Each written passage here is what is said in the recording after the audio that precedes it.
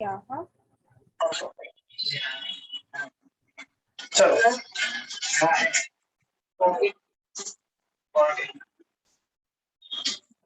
अब ये इसमें हिंदू मैरिज मुस्लिम मैरिज में खेलते मत रहो में, तो मैंने समझा था वहां वो छोड़ो, वो बताना जरूरी था एज जनरल नॉलेज, क्योंकि नहीं आएगा आगे कभी भी सिलेबस और कॉन्ट्रैक्ट हम लोग कर रहे हैं इसलिए, तो उसमें और इसमें कंफ्यूजन होने का नहीं। पेपर में कोई स्टेटमेंट लिखने का नहीं, 100% राइट है तो भी लिखने का नहीं, क्योंकि अपना कॉन्टेक्स्ट अलग है। अननेसेसरी फालतू चीजें उनको एक्सप्लेन मत करो। ऐसा भी हो सकता है कि पेपर चेकर को ना पता हो।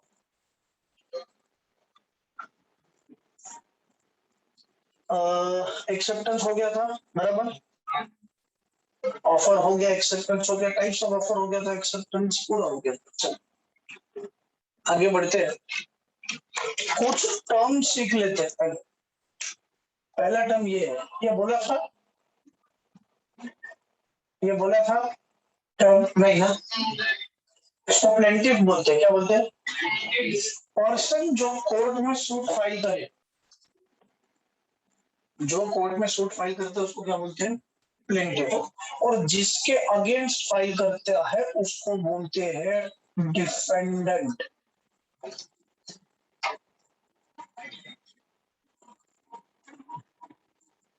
Civil suits, all civil suits,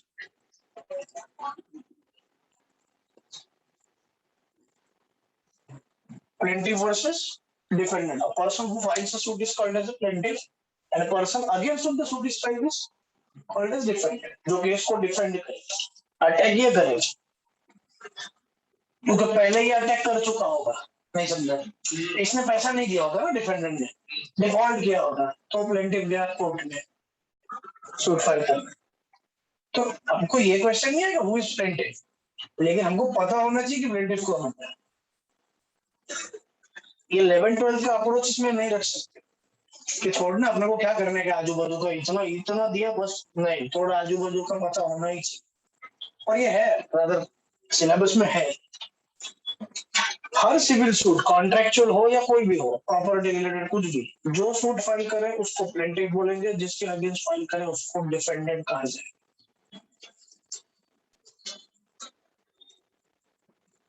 और सूट में जो पहला पार्टी होता है वही सूट फाइल करता है। समझा क्या? मतलब अगर अगर मोहरी बीबी और से धर्मदास घोष, तो मोहरी बीबी ने सूट फाइल किया, तो मोहरी बीबी कौन है? प्लेंटिफ, माइनर का एंड अगेंस्ट डिफेंडेंट तो Dharmodas Ghose second party defendant. ये खाली सिविल सूट्स में होता है, क्रिमिनल में अलग होता है, वो छोड़ो, वो क्या होता है, पिटिशनर रिस्पोंडेंट वगैरह होता है, हमको उससे कोई लेना देना नहीं, हमको खाली ये याद है।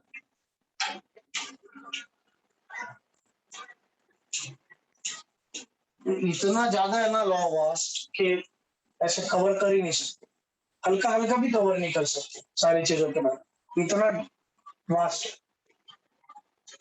बिकॉज अकाउंट्स को फिर भी एंड है, सीए में जो सीए कर लेता है वो अकाउंट सब कुछ पढ़ लेता है ना, तो लॉ में ऐसा नहीं होता कि सब कुछ पढ़ लेता है, ऐसा होता ही नहीं। तुम कोई भी कोर्स करो इंडिया का, ऐसा हो नहीं सकता कि तुमने सब कर ली जल्दी, इतना वास्ट है। बंद करो।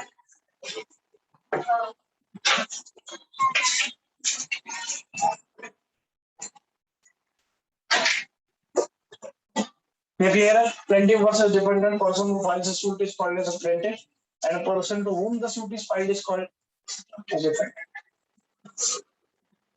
और जो प्लेंटिफ देता है ना, पहले एप्लीकेशन देगा ना, सूट फाइल करेगा ना, तो उसमें देगा कॉज ऑफ एक्शन क्या है, what is cause of action, की क्यों एक्शन ले रहे हो तुम, लीगल एक्शन ले रहे हो, उसका कॉज क्या है और क्या चाहते हो, वो जो दिया जाता है जिसमें सब लिखा होता है उसको प्लेंट बोलेंगे। क्या बोलेंगे? नहीं आएगा सिलेबस, प्लेंट वर्ड नहीं है सिलेबस में, ये है, लेकिन पता होना चाहिए ना, प्लेंटिफ जो फाइल करता है, जिसमें दिया है सूट फाइल करता है, उसको क्या बोलेंगे? प्लेंट। इसको छोड़ो, रिटर्न स्टेटमेंट होता है, लेकिन वो तो जाने, वो बहुत ज्यादा हो जाए।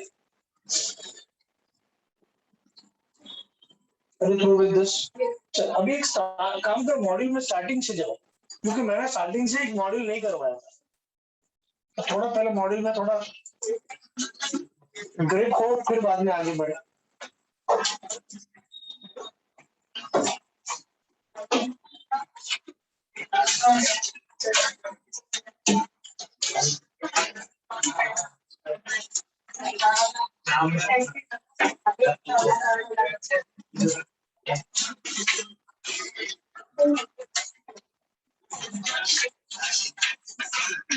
सिक्सटी 40 का है ना रेशो, ये 60 मार्क्स का, 40 English, English and business communication, जो भी नाम है।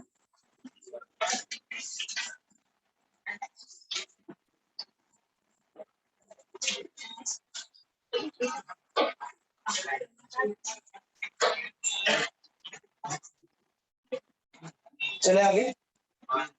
हाँ, अब ये पढ़ना बेसिक चीजें। चलो, पहला तो इक्वेशन, 3 इक्वेशंस मॉड्यूल में तुमको 2 इक्वेशंस मिलेगी, 3 नहीं मिलेगा। स्टार्टिंग से मॉड्यूल में 2 इक्वेशंस मिलेंगे, बराबर, 3 नहीं मिलती। और यू राइट 3 इक्वेशंस। उसका मतलब बता दो उसको, क्यों क्यों वो बता दो। सो उधर क्या दिया है, contract equals to agreement enforceable by law, बराबर। और उन्होंने दिया agreement equals to promise offer plus acceptance. और आगे डेफिनेशन चेक करो एक्सेप्टेंस का, तो तुमको मिलेगा offer once accepted it becomes a promise, and promise having consideration is called as an agreement. तो सर फिर उन्होंने ऑफर प्लस एक्सेप्टेंस एग्रीमेंट क्यों दिया? उन्होंने अज्यूम किया कि ऑफर एक्सेप्टेंस में कंसिडरेशन है। समझ में आया? उसने अज्यूम किया कि ऑफर एक्सेप्टेंस में कंसिडरेशन है। हमने एक और फर्दर एक्सप्लेनेशन दे दिया कि offer plus acceptance equals to agreement, is equals to promise, and promise having consideration is called as an agreement. ज्यादा राइट मेरा इक्वेशन इसलिए है क्योंकि that covers all definitions given by contract act. contract act में equations नहीं दिए, contract act में definitions दिए। so definitions पढ़ के देखोगे तो मेरे 3 इक्वेशंस तुमको परफेक्टली रिलेट होंगे। तीनों डेफिनेशंस चेक करो। एक तो ठीक है, कॉन्ट्रैक्ट विच एग्रीमेंट एनफोर्सेबल रहेगा, तो उसमें तो कुछ झगड़ा नहीं होगा। आगे चेक कर एग्रीमेंट का डेफिनेशन, प्रॉमिस का डेफिनेशन और एग्रीमेंट का डेफिनेशन चेक कर, तो समझ में आ जाएगा कि मैंने 3 इक्वेशंस क्यों दिए। समझा ना क्या चेक करना है? कॉन्ट्रैक्ट का डेफिनेशन सिंपल है ना, agreement which is enforceable bye. पहले चेक करके प्रॉमिस का डेफिनेशन क्या है, पहले एग्रीमेंट का मिले तो एग्रीमेंट चेक कर, एग्रीमेंट चेक कर क्या दिया है, प्रॉमिस हैविंग कंसिडरेशन दिया है कि नहीं? हाँ, this is the one who files the suit. जो केस को डिफेंड करेगा वो डिफेंड या अटैक करेगा प्लेंटिफ।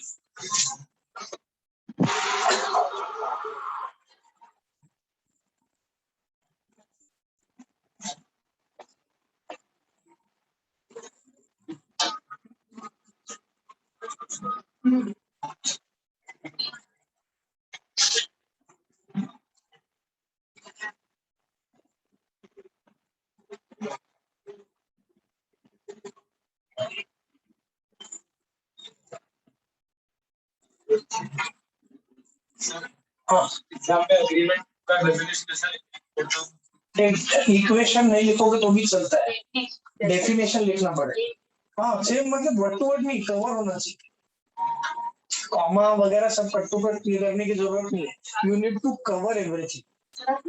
सो एग्रीमेंट में क्या दिया है, promise having consideration for promise ना। हाँ, तो वही इक्वेशन में लिखना था, प्रॉमिस प्लस वही दिया ना डेफिनेशन, और क्या होगा। अब इंडिया का कोई भी बुक निकालोगे डेफिनेशन तो यही मिलेगा, एग्रीमेंट के लॉ वाला डेफिनेशन लिखना पड़ेगा। कुछ सेक्शन से जो लिखने पड़ेंगे, सारे नहीं। कौन से मैं बताऊंगा, ये वाला लिखना पड़ेगा। हाँ, ये लिखना पड़ेगा। अब कुछ सेक्शन इतने ज्यादा सिंपल है, मैं करवाता हूँ। फिलहाल उसको थोड़ा बाजू में रखो ना सेक्शंस को, फिलहाल खाली डेफिनेशन को फोकस। मिले डेफिनेशंस दोनों। आप मैंने समझा ना कि मैंने 3 इक्वेशंस क्यों करवाया। अब पेपर में 3 लिखेंगे तो 100% चलेगा, कोई ऑब्जेक्शन नहीं होगा। इट्स लाइक कि मैथ्स में मुझे नहीं पता, लेकिन ऐसा होता होगा कि कुछ लोगों को 2 स्टेप्स में हो जाता है, कुछ को 3 स्टेप्स लगते हैं, तो 3 स्टेप्स को तो मार्क्स ज्यादा ही मिलेंगे या उतने ही मिलेंगे। हम ज्यादा एलेबोरेट कर रहे हैं, बस वही बात। बट इक्वेशन स्टार्ट करोगे तो तीनों लिखने पड़ेंगे यार, समझ में आया ना? If you start with the equations, तीनों इक्वेशंस कवर करो। तुम ऐसा नहीं कर सकते कि promise offer plus acceptance equals to promise. No, don't stop there. Also explain promise plus consideration equals to, and वो तो है ही, agreement plus enforcement. So if you want to start, कोई भी क्वेश्चन आए उसमें अगर इक्वेशन से स्टार्ट कर रहे हो, नो प्रॉब्लम, तीनों इक्वेशंस कवर। और फिर बाद में वापस वो सेंटेंस में कन्वर्ट करने का जरूरत नहीं है, तो हम इक्वेशन नहीं लिखते, सीधा सेंटेंस लिखते, वो भी चलेगा, वो भी चलेगा, कोई प्रॉब्लम नहीं है। रिपीटेशन करने का नहीं, हमको मॉड्यूल नहीं छपना है पेपर में, हमको आंसर्स लिखना है। रिपीटेशन अवॉइड करो, टाइम वैसे भी कम रहता है लॉ के पेपर, टाइम एक्चुअली बराबर 100 मार्क्स के हिसाब से 3 घंटे, लेकिन टाइम प्रैक्टिकली ज्यादा लगता है। एमसीक्यूज में उतना टाइम नहीं लगता यूजुअली जरूरी नहीं है, हो सकता है, लेकिन नॉर्मली सब्जेक्टिव पेपर में ज्यादा टाइम लगेगा। और केस स्टडीज में क्या है ना, सब्जेक्टिव ऑब्जेक्टिव मतलब एमसीक्यू, सब्जेक्टिव मींस थियरी लिखने का। सेकंड थिंग, लॉ में इसलिए टाइम ज्यादा लगता है ना क्योंकि वो लोग केस स्टडीज देते हैं। अगर 3-4 मार्क का केस स्टडी है, सपोज 3 मार्क का केस स्टडी, 12 मार्क्स का क्वेश्चन दे दे, 12 लाइन का क्वेश्चन दे देंगे, ऐसा होता है, हो सकता है। आंसर 4-5 लाइन का ही होगा, तो आंसर छोटा होगा, क्वेश्चन लंबा होगा, समझ में आया? पूरी राम कथा दे देंगे, उसमें बहुत सारा पॉइंट अननेसेसरी होगा, लेकिन वो तुमको पता नहीं चलेगा पहले से देख के, तुमको पढ़ना तो पूरा पड़ेगा, पूरा पढ़ोगे तो टाइम तो जाएगा। इसलिए बोल रहा हूँ, time management is very important in this. Clear? Case studies में केस लॉज बोलते हैं। हाँ, केस लॉज है ना, नाम बोल रहा है ना तू, बेल्फोर वर्सेस बेल्फोर वगैरह ऐसे नाम, क्या क्या पूछ रहा है, मैं समझा। है ना, है, चेक करो एग्जाम्पल से। केस स्टडी मतलब सिचुएशन, केस लॉज मतलब जो एक्चुअल में हुए थे। सर एडवर्टाइजमेंट्स इनविटेशन ऑफर में आएंगे, हाँ, in general but not always. Yes sir, what about those advertisements which provide rupees in their ads? No, I said no, last lecture में बोला ना, advertisement per se मतलब advertisement as it is, we cannot say कि it is an offer or invitation to offer. It depends on what is the statement. So advertisement में if the statement is like, will you purchase, or anyone who finds my son will be rewarded by 5 lakh rupees. This is a clear offer. इसमें invitation है ही नहीं ना, है ही नहीं इसमें invitation, कोई offer है। और whoever क्या बोल सकते, swim entire क्या बोलते Arabian sea, suppose you will be rewarded by, possible है अरेबियन सी स्विम करना, है ओशन नहीं है, Arabian sea is possible to swim, कोई ना कोई कर लेगा, he will be rewarded by suppose 5 lakh rupees or 5 crore rupees, और स्कॉलरशिप डिक्लेयर कर लिया कि जो भी 90% के ऊपर आएगा लाएगा उसको मार्क्स, उसको 5,000 रुपीज रिवॉर्ड। अब इसमें तो सब लोग आएंगे ना, जनरल ऑफर है, तो ये क्लियर ऑफर है, इसमें इनविटेशन नहीं है, अगर क्लियरली बोल रहे हो तो। वो इनविटेशन तो ऑफर, उसमें क्लियर कुछ नहीं बोल रहे, तो वो देख के तुम दुकान में जाओगे और पूछोगे, फिर वो हाँ बोलेगा, हाँ, फिर वो ऑफर एक्सेप्टेंस। डिफरेंशिएट कैसे करेंगे प्रॉपर है, वही तो मैं बोल रहा हूँ, डिफरेंशिएट ऐसे हो ही नहीं सकता, तुमको देखना पड़ेगा कि वो स्टेटमेंट क्या है, एडवर्टाइजमेंट में स्टेटमेंट क्या है वो इंपॉर्टेंट है, तो स्टेटमेंट में क्लियर दिया है। अब देखना, फॉर एग्जांपल एक एडवर्टाइजमेंट होता है जिसमें चैलेंज किया है कंपनी कि जो भी प्यूरिफायर ये यूज करेगा इससे बेटर प्यूरिफायर लाके बताओ, 1 लाख रुपए हमारी तरफ से रिवॉर्ड, अभी ऑफर है, अभी ऑफर है, तो क्लियर स्टेटमेंट है ना। तो इंस्टीट्यूट ने गड़बड़ किया, इंस्टीट्यूट ने सीधा बोल दिया एडवर्टाइजमेंट इनविटेशन तो ऑफर है, नॉट ऑलवेज। और जीते हैं कोर्ट केसेस, जीते हैं ऐसे कुछ केसेस जिसमें एडवर्टाइजमेंट में चैलेंज दिया है कंपनी, और वो चैलेंज एक्सेप्ट करके कुछ लोगों ने पहले कंपनी के सामने क्लेम किया, कंपनी ने रिजेक्ट कर दिया, फिर बाद में कोर्ट में जाके कोर्ट केस जीत चुके। बोलो दूसरी बात, एक केस बताई थी, इसमें भी है, Carlin versus Carbolic smoke ball company, smoke ball का एग्जांपल दिया था, अब वो भी तो एडवर्टाइजमेंट ही था ना, कि जिसने वो स्मोक बॉल यूज किया और फिर भी उसको इन्फ्लुएंजा हुआ, तो उसका पूरा मेडिकल एक्सपेंसेस हमारी तरफ से। अब ये तो एडवर्टीजमेंट ही होगी ना, और क्या होगा। वो देख के कार्निल ने परचेस किया स्मोक बॉल, और वो यूज करने के बाद उसको हो गया, वो जनरल ऑफर माना गया। बात समझ में आ रहा है। तो एडवर्टीजमेंट एक वर्ड से नहीं पता चलेगा कि ऑफर है, इन्हें कंफ्यूज नहीं कर रहा हो भाई। स्टेटमेंट जनरल टर्म है ना, तो उसको कैसे हम लोग एक कैटेगरी में डाल सकते हैं। इंस्टीट्यूट ने डाला है तो इंस्टीट्यूट की गलती है, तो हमको सामने से वो सारी इंफॉर्मेशन दे देगी कि ये क्या है, फिर तुमको डिसाइड करना है इन्विटेशन पे ऑफर है। क्लियर अगर प्रपोजल दिख रहा है अपने को तो माना जाएगा। बहुत सारे तो एग्जांपल कवर कर लिए ना, कितना सारा एग्जांपल कवर किया। अब इतना एग्जांपल्स अगर तुम्हारे दिमाग में अच्छे से फिट बैठ गया तो आंसर रॉन्ग नहीं जाएगा पेपर में। वो लोग ट्रिकी पूछ सकते हैं और तुम्हारा आंसर रॉन्ग नहीं जाएगा अगर आया ये रिलेटेड क्वेश्चन। क्लियर है? हाँ बोलना। मैंने आपको कल पूछा था कि ऑनियन फर्स्ट ऑर्डर की 3% कॉस्ट, तो वो ये लेना नहीं, वो नहीं देता। वो कॉन्ट्रैक्ट एक्ट में स्पेसिफिकली बोल दिया कि सेल के सारे बोर्ड्स 50% ऑफ, 70% ऑफ, ये सारे इनविटेशन टू ऑफर ही माने। अब यहाँ पे लॉजिक अप्लाई मत करो क्योंकि लॉ ने सामने से बोल दिया।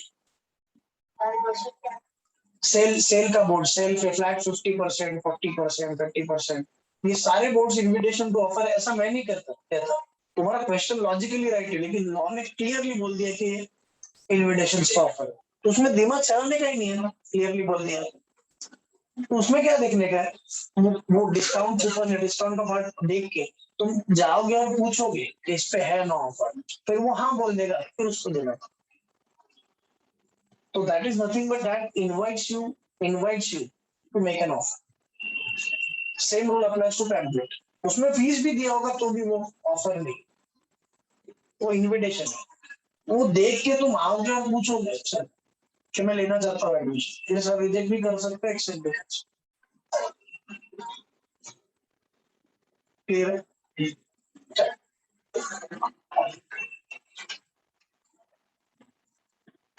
पैम्पलेट्स पूछा, इनविटेशन टू ऑफर। एडवर्टीजमेंट खाली पूछा ऑफर है या नहीं, इनविटेशन टू ऑफर है, तो भाई मॉड्यूल के हिसाब से क्या लिखोगे, इनविटेशन टू ऑफर। लेकिन अगर तुमको एडवर्टीजमेंट पेपर में दिया कि ये एडवर्टीजमेंट है, इसमें ऐसा ऐसा कहना है, तो स्टेटमेंट चेक करना कि क्या है और अकॉर्डिंगली आंसर लिखना। जो बंदा मॉड्यूल प्रिंट करता है जरूरी नहीं वही बंदा पेपर सेट करता है।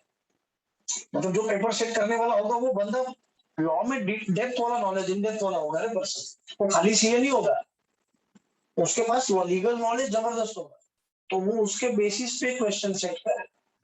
हाँ, मॉड्यूल से बाहर का टोटली बाहर का नहीं आएगा, लेकिन ऐसा स्टेटमेंट आ सकता है जो मॉड्यूल में बिल्कुल नहीं।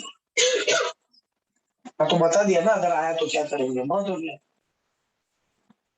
अब थोड़ी तो रिस्क, तो सब पढ़ोगे तो भी थोड़ी रिस्क होती ही है प्रोफेशनल कोर्सेज, नहीं समझा, होती है थोड़ी सी रिस्क। तो उतनी तो रिस्क लेनी पड़ेगी, अभी उसके लिए क्या करेंगे, सब थोड़ी ये भी पढ़ो वो भी पढ़ो, ठीक है उतना रिस्क ले। चलो, सीपीटी के टाइम में मैं बोलता था 40 मार्क का लॉ है, इम्पॉसिबल है 40 में से 40 आ सकता है, आ चुका भी है एक हद तक, एक को आया था मेरे स्टूडेंट में से बाहर का नहीं पता। बाकी फर्स्ट बैच था मेरा यहाँ का, तो उसको 38 आया था 40 में से। मैंने तभी बोला था 40 में से 40 नहीं आएगा, नहीं चाहिए ना भाई, 36 मिला तो भी चलेगा 40 में से 40 में से। अच्छा, ऐसा जरूरी थोड़ी है कि 36 मार्क्स का अटेम्प्ट हो गया 100% और 4 एमसीक्यू से आ रहे तो छोड़ देंगे, ऐसा थोड़ी है। कोई भी बंदा कितना भी अगर पेपर हो गया attempt, if you are happy with your performance तो क्या छोड़ दोगे क्या आगे का पार्ट, अटेम्प्ट तो सभी करोगे। अच्छा 36 अभी तुमको 60 में से 50 लाना हो, 45 लाना हो, 40 लाना हो, 55 लाना हो, स्टडी से नहीं करना पड़ेगा। तो टारगेट मैं इनको बोलता था, टारगेट सेट करते टाइम रियलिस्टिक टारगेट सेट करें, और 40 में से 40 आएंगे, अकाउंट में 60 में से 60, ऐसा नहीं होता, बी रियलिस्टिक। समझ में आ रहा है, टारगेट शुड भी हाई, पर हाई का मतलब ये नहीं है कि तो अभी 60 में से 55 वगैरह लाना मुझे नहीं लगता।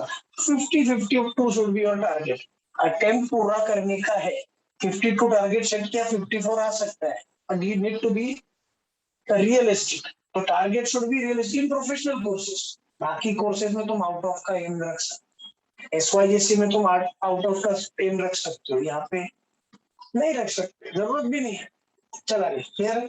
लेकिन प्रॉब्लम क्या है पता है, 52 भी लाना है ना और 45 भी लाना है ना, 40 भी लाना है ना, तो भी सब कुछ पढ़ना पड़ता, क्योंकि जो तुमने नहीं पढ़ा है वो 6 मार्क 7 मार्क का पूछ सकते हैं, उससे ज्यादा भी पूछ सकते हैं। तो कवर तो मैं ऐसा नहीं बोल रहा कि ऑप्शन में छोड़, मैं बोल रहा हूँ टारगेट रियलिस्टिक रखो, करना तो सब कुछ है। इनफैक्ट आउट ऑफ सिलेबस पे कंटेंट भी करना है थोड़ा सा, क्योंकि पूछा है इससे पहले इंस्टीट्यूट, भयानक इंस्टीट्यूट है, बहुत निर्दयी है। तुम फिर बोलोगे सर ये तो था ही नहीं मॉड्यूल में, फिर भी पूछा है। चल ये क्लियर है। आई मेक श्योर कि वो सारी चीजें जो पूछ सकते हैं मॉड्यूल में नहीं वो मैं कवर कर लूंगा, उसका टेंशन मत। नेक्स्ट नेक्स्ट नेक्स्ट नेक्स्ट, हाँ वो इक्वेशंस क्लियर है। कंडीशंस देखो कितना दिया है, essential elements of a valid contract में एग्रीमेंट कॉन्ट्रैक्ट डिस्टिंग्विश दिखा। ए व्हिच वन इज ब्रॉडर, सुन समझा नहीं, ए सुन वो छोड़ मॉड्यूल मत दे। Agreement plus enforceable by equals to contract, बराबर। Which one is broader, agreement और कॉन्ट्रैक्ट? क्यों प्लस है इसलिए? सोचो, एग्रीमेंट ब्रॉडर है contract broader, obviously sir agreement में ऐड हुआ ना, तो एग्रीमेंट छोटा होगा ना, 1 + 1 = 2 ना, तो ऑब्वियसली ना 2 इज ग्रेटर देन 1 नो, ये मैथ्स है, ये प्लस नहीं है, ये फिल्टर है। Only those agreements following certain conditions are called as contracts. तो सारे एग्रीमेंट्स कॉन्ट्रैक्ट होंगे क्या? नहीं, कुछ एग्रीमेंट्स कॉन्ट्रैक्ट होंगे। तो all contracts are agreements, all agreements are, तो contract is a narrow term, agreement is a broader term, समझा क्या? तो प्लस क्यों बाद दिखा मत निकालो, प्लस मैथमेटिक्स वाला प्लस नहीं है, तो फिल्टर है, उसको प्लस नहीं फिल्टर समझ। वही एग्रीमेंट कॉन्ट्रैक्ट बनेंगे जो कंडीशंस फुलफिल करे, समझ में आया? ये जानबूझ के ऐसा होता ही है, ये लॉजिक अप्लाई करने का नहीं, इसने तो पूछा, क्लियर है ना? नेक्स्ट आगे बढ़ो। अब कॉन्ट्रैक्ट एग्रीमेंट को तुमको डिस्टिंग्विश मिलेगा, वो तुम खुद पढ़ोगे, वो तुम खुद पढ़ोगे, समझ रहे ना क्या बोल रहा हूँ? डिस्टिंग्विश कवर कर लो सारे, फिर उसके बाद एसेंशियल एलिमेंट्स है मिला, सारे कंडीशंस दिए होंगे, कितने हैं? एक सेकंड है ना, प्लीज चेक करो प्लीज। सेक्शन 10 सेक्शन को इग्नोर करो फिलहाल, कितना कंडीशंस दिया है? बहुत सारा कंडीशंस है ना, एग्रीमेंट होना चाहिए, फ्री कंसेंट होना चाहिए, कॉम्पिटेंट पार्टीज होने चाहिए, है ना, essentials of a valid contract. अच्छा मॉड्यूल अलग अलग है क्या सबका? हाँ थोड़ा अलग है, वो पेजेस पेज 1.4 चेक करो, 1.4। हाँ तो उसमें कंडीशंस देख कितना दिया है, एग्रीमेंट 1.4 चेक करना, टेबल डिस्टिंग्विश के बाद वाला टेबल, एग्रीमेंट वो तो हो गई, फ्री कंसेंट हुआ था, कवर हुआ था, कॉम्पिटेंसी ऑफ पार्टीज मतलब केपेबल होनी चाहिए पार्टीज, वो भी हो चुका था। फिर नेक्स्ट लॉफुल कंसिडरेशन, वो भी हो गया था। लॉफुल ऑब्जेक्ट, लीगल ऑब्जेक्ट, वो भी हो गया था। सर आपने लॉफुल बोला था, इधर लीगल दिया, बात एक ही है। नॉट एक्सप्रेसली डिक्लेयर वॉइड, ये भी बोला था कि एक लिस्ट है वॉइड एग्रीमेंट्स की, तुम्हारा एग्रीमेंट उस वॉइड एग्रीमेंट की लिस्ट में होना नहीं चाहिए, अगर है तो फिर वो कॉन्ट्रैक्ट नहीं हो सकता। For example wagering, eating betting, नहीं बोला था? अरे बोला था, एग्जाम्पल के लिए छोटा सा एक्सप्लेनेशन दिया था, ये क्या होता है बेटिंग। अब बेटिंग का एग्रीमेंट वॉइड है, तुम मानो ना मानो, चल नेक्स्ट 2 पार्टीज देखा, देखा सेक्शन 10 में 6 कंडीशन दिए, not given in section 10 but considered essential. 2 parties intention to create legal relations, fulfillment of legal formalities, certainty of meaning, possibility of, you cover everything। तुमको सेक्शन 10 और सेक्शन नॉन सेक्शन अदर्स ये करने का जरूरत नहीं है, you cover all points, बुद्धि में जा रहा है। तुम सारे पॉइंट्स कवर करो, कोई भी ऑर्डर से करो। सेक्शन 10 में कौन से दिए हैं, अदर कौन से है, ये तुमको देखने की जरूरत नहीं है। You generalise all this conditions. चले आगे। 1.5। अरे यार कितना पेपर वेस्ट करते हो, बैक टू बैक निकालने का ना, पैसा भी बर्बाद होता है, उसको यूज करना। कैसे यूज करेंगे, कुछ एक्स्ट्रा एग्जांपल सेम ही लेते हैं, सेम ही लेते हैं, तो भी पेपर बचा ना, सेम पेपर। मोदी जी क्या बोलते हैं, पेपरलेस इकोनॉमी होना चाहिए, टू पार्टीज ताकि टैक्स मिले गवर्नमेंट। नहीं समझा, पेपरलेस का मेन पर्पस वही है, गवर्नमेंट को टैक्स मिले, और क्या है। पेपरलेस जब होता है तो सारी चीजें जीपे मतलब बैंक अकाउंट में जाता है, नहीं तो कैश होगा, कैश में तो हिसाब नहीं दिखाओगे तो टैक्स नहीं पे करना पड़ेगा। एनवायरमेंट वगैरह चाले तो छोड़ा, टू पार्टीज प्रॉमिसर एंड, अब ये सब पढ़ते बढ़ेंगे। टू पार्टीज प्रॉमिसर प्रॉमिस, अच्छा बहुत कुछ लिख सकते हैं। Before the acceptance of the offer, offer and offer are the parties. After the offer is accepted, promisor promise. अब जैसा चाहिए on the spot sentence arrange कर लो, उसके लिए प्रिपरेशन नहीं करने का। और इतने टाइम ऐसे नहीं पढ़ सकते हम लोग, दो पार्टी सबने बोला था प्रॉमिसर प्रॉमिस, पहले ऑफर ऑफर ही होता है, बाद में प्रॉमिसर प्रॉमिस। इंस्टीट्यूट ने दिया है ऑफर और प्रॉमिसर बनेगा, which is wrong, which is totally wrong. तुमको कमोडिटी देख, तुमको कॉन्ट्रैक्ट किस पॉइंट ऑफ व्यू से देख रहे हो, अकॉर्डिंगली प्रॉमिसर प्रॉमिस चेंज होगा। समझ में आ रहा है। तो कैश के केस में अलग प्रॉमिसर होगा, गुड्स के केस में अलग प्रॉमिसर होगा। समझ में आ रहा है। अगर गुड्स डिलीवर करना है तो सेलर प्रॉमिसर, तो बायर प्रॉमिस ही है। पेमेंट के केस में बायर प्रॉमिसर है, सेलर प्रॉमिस। समझ में आया। चल नेक्स्ट आगे बढ़ते हैं। Parties must intend to create legal relations, ये भी तो हो गया sir. Balfour versus Balfour, very important case. State of Gujarat versus Raman Lal, not an important case. Balfour versus Balfour, very important case, लेकिन फिर भी टू पार्टीज का केस पढ़ लेते हैं। State of Gujarat versus Raman Lal S and company. अब रमन लाल एंड कंपनी लिखोगे तो भी चलेगा। अब ये क्या होगा, रमन लाल एंड कंपनी, ये क्या होगा, ऑर्गेनाइजेशन कंपनी होगी, पार्टनरशिप है। नहीं समझा, ये रमन लाल एंड कंपनी है ना, ये पार्टनरशिप फर्म है। कंपनी होती है ना तो लिमिटेड लिखा होता है, या तो पब्लिक या तो प्राइवेट लिमिटेड या तो खाली लिमिटेड। रिलायंस एंड कंपनी नहीं लिखते, रिलायंस इंडस्ट्रीज लिमिटेड होता है। बेसिक नॉलेज है, एकदम बेसिक नॉलेज। तो ये कौन सा है, पार्टनरशिप फर्म है। पूछेंगे नहीं, यहाँ पे नहीं पूछेंगे, लेकिन पार्टनरशिप फर्म का अलग से चैप्टर है। चल, when on dissolution of a partnership, ये तो पता है ना dissolution. The assets of the firm were divided among the partners. The sales tax officer wanted to tax this transaction. It was held that it was not a sale. The partners being joint owners of those assets cannot be both buyer and ऐसा थोड़ी हो सकता है। और वैसे भी firm का अपना अलग स्टेटस नहीं होता है, याद है क्या, पार्टनरशिप फर्म का सेपरेट लीगल स्टेटस। और एक पार्टनर में ऐसा नहीं, फर्म को फर्म के नाम पे दिखा दिया, सेल परचेज दिखा दिया, ठीक है, एक ही। Next, parties must intend to create legal obligation. अच्छा सर, पेपर में state of Gujarat versus Raman Lal नहीं लिखने की नहीं जरूरत है, लेकिन रूल समझ में आया, नहीं समझा। अच्छा, मुझे ऐसा लगा क्वेश्चन में।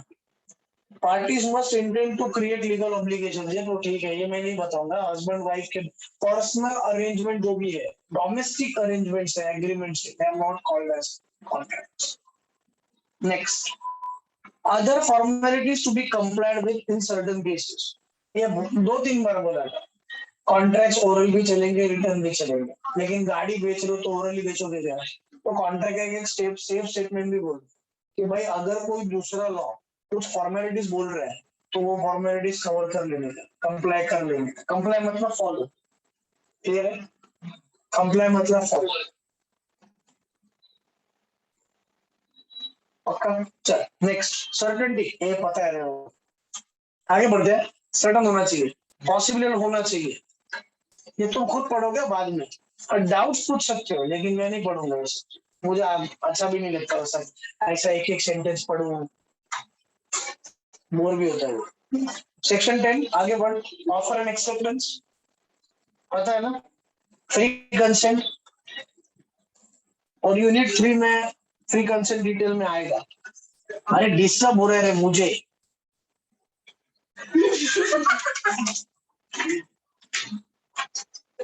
तुम लोग का ध्यान है मुझे पता है, लेकिन मुझे मुझे डिस्ट्रैक्शन हो रहा है बीच बीच में, ऐसा ऐसा कुछ करते रहते।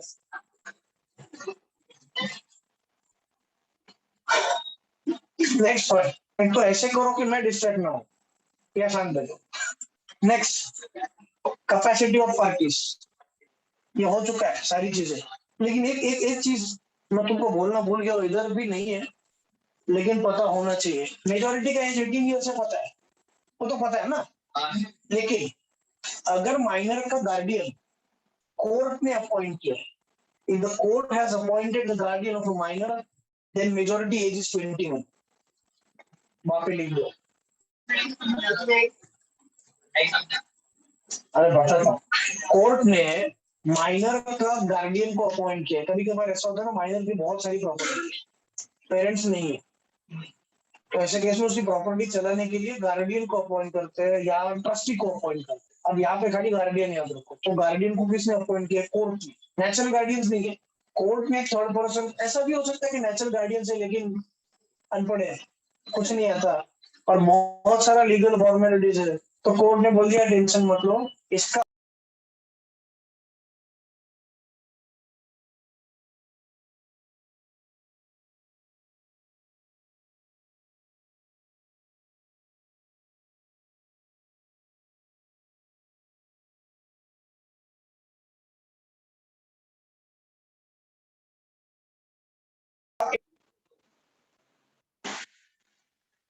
Through with this.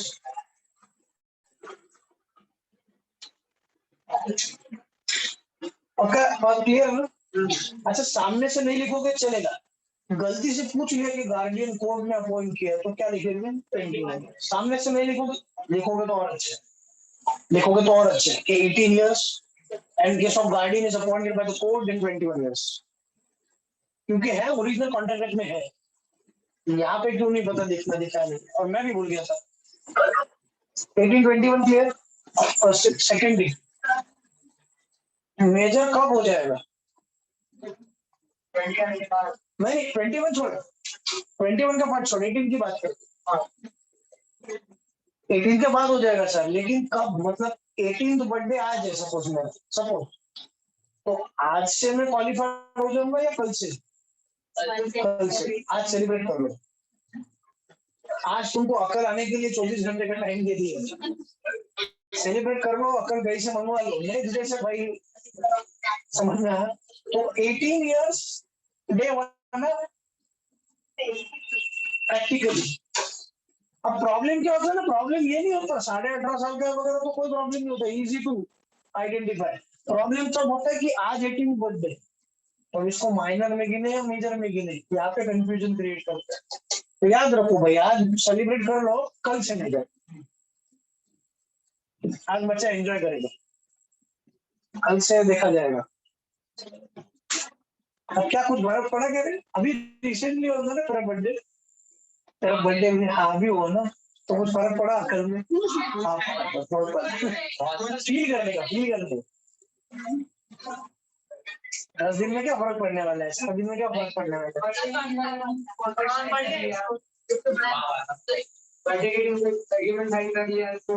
नहीं, नहीं माना जाएगा, मैं तो बोल रहा हूँ नेक्स्ट डे से।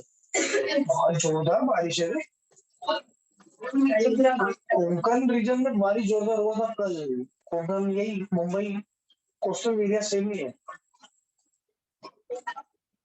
एनीवेज, चल हाँ बोल रहा आपने बोला कि माइनर के अगेंस्ट फाइल नहीं हाँ what if a group of minors go to a hotel or something and they don't pay the money? हाँ, नहीं हो सकता, कुछ नहीं हो सकता, ग्रुप ऑफ माइनर हो या कुछ भी हो, सबका एज मिला के थोड़ी कैलकुलेट करेंगे। Not that, but minors is what?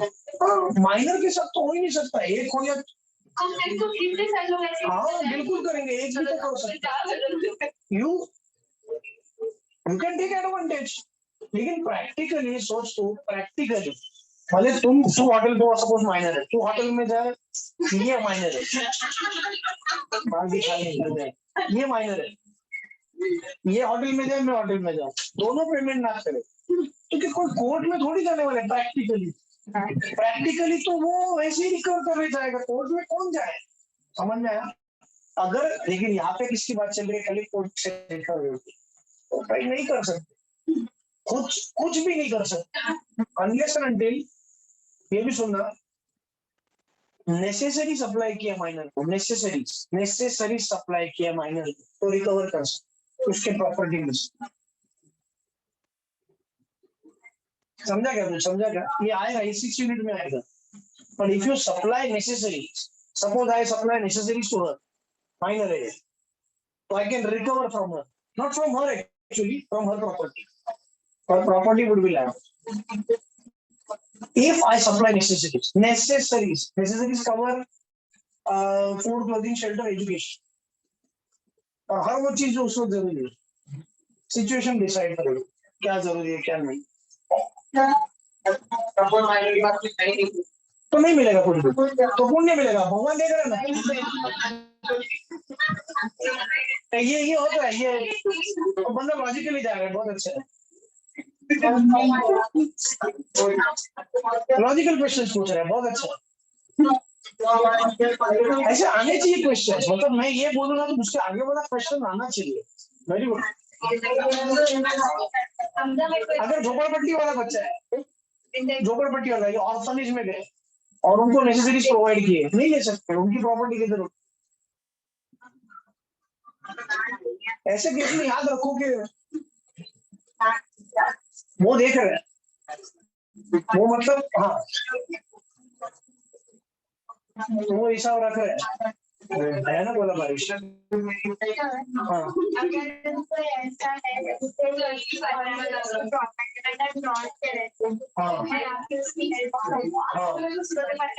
नहीं, उसको नहीं कुछ डिस्टर्ब करेंगे, कोर्ट में जाएंगे, कोर्ट को बोलेंगे कि उसके प्रॉपर्टी में से रिकवर करो, फिर कोर्ट देख लेगा कैसे।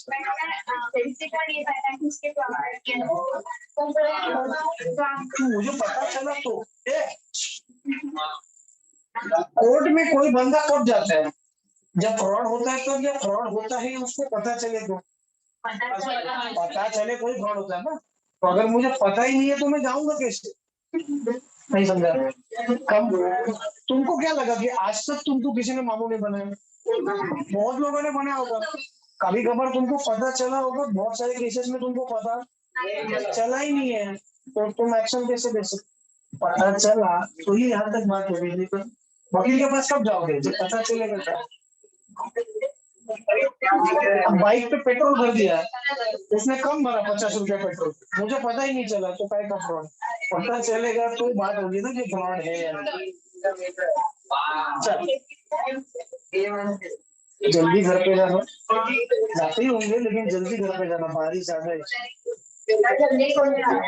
हाँ जल्दी छोड़ देना, वाह क्यों बोला मैं, चल रहे तो भी ऐसे ही बैठ जा,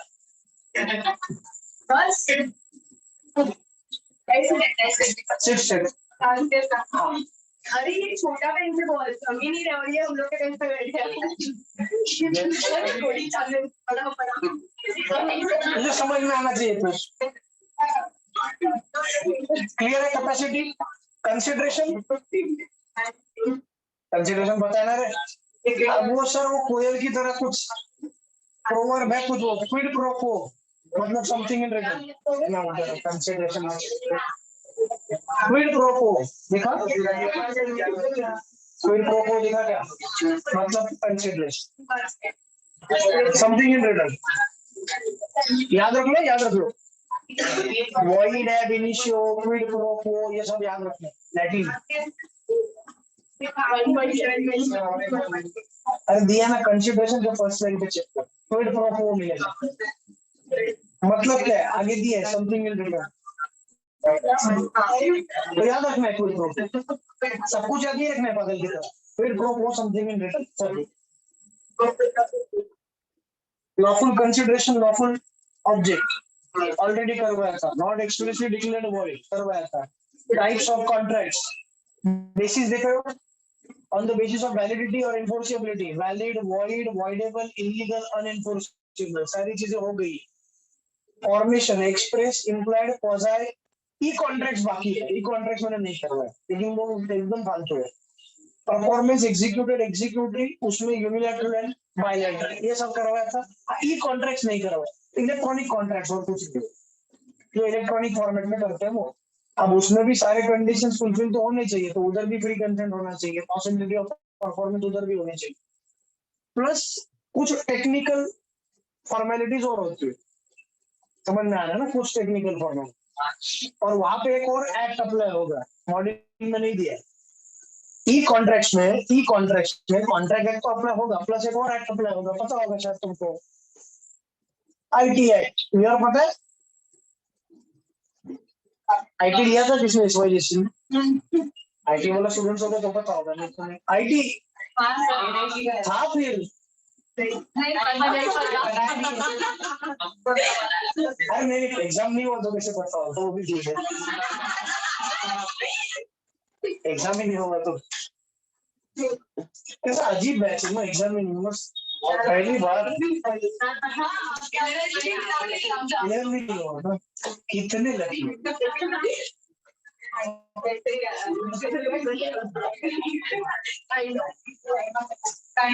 काश मैं होता स्टूडेंट, सारे कॉन्सेप्ट जा रहे थे, इंटरेस्ट भी आ जाता, इंटरेस्ट आ जाता है सब्जेक्ट में, फिर एग्जाम अनाउंस होती है, फिर सारा इंटरेस्ट भी चलो छोड़ो।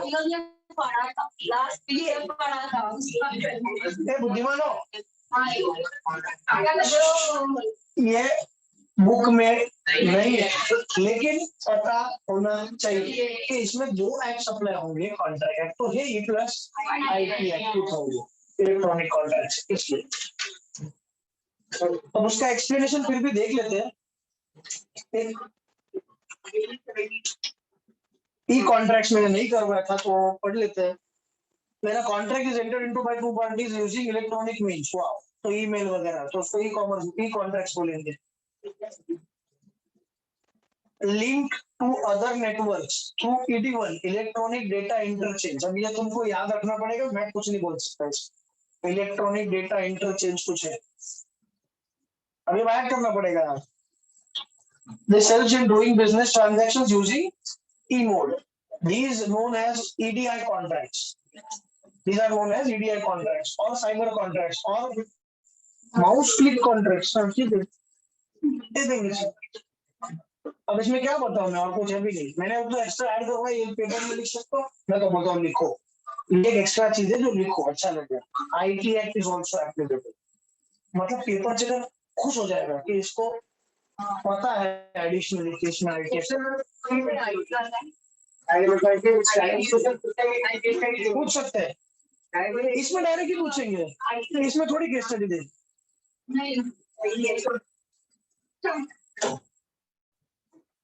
On the basis of performance, पहले क्या लिखा है, ये पता है ना, ये पता है, ये चलिए कुछ नहीं है। और सर यूनिलैटरल बायलैटरल बहुत लंबा एक्सप्लेनेशन नहीं है, वो एग्जांपल लंबा है। फिर ऑफर और प्रपोजल दिख रहा है ना, 1.4 पेज नंबर नहीं, 1.4 टॉपिक, प्रपोजल और offer, section 2A contract act. Definition मैंने ऑलरेडी करवाया, पर्सन मेकिंग द प्रपोजल और offer is called as offer.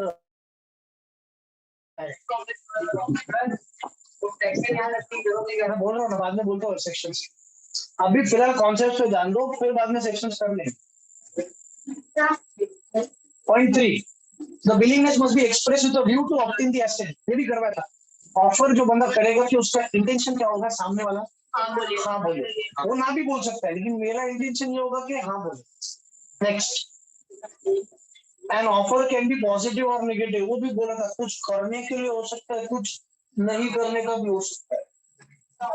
कुछ नहीं करने का एग्जांपल चेक कर लो चाहिए तो, ये offer to sell his car, नहीं, ये तो करने वाला है।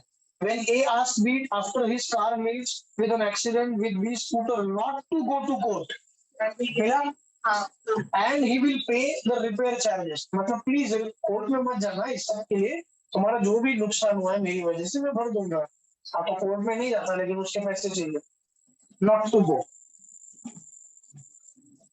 क्लियर है? Kinds of offer, how made, express और implied, to whom made, general offer और स्पेसिफिक। तो जनरल में जनरली सबके लिए, स्पेसिफिक में स्पेसिफिक पर्सन, खत्म। General, special, counter, cross and standing. Case कौन सा इंपॉर्टेंट है वापस बोल रहा हूँ, Carlill versus Carbolic smoke ball Company. मिला? Page number 1.14, page number 1.14, Carlill versus Carbolic smoke ball Company. Mark कर चाहिए, मुझे याद ही नहीं तेरा है ना मुझे। क्लियर है? Kargil versus Carbolic smoke ball company. अच्छा सर, वो 1893 याद रखने का है? बिल्कुल नहीं, खाली नाम याद रखने का, उसके आगे का जो भी होता है वो देखने का नहीं। याद रहता होगा, फोटोग्राफिक मेमोरी होगी तो भी लिखने का कचरा है, समझो तुम्हारे लिए।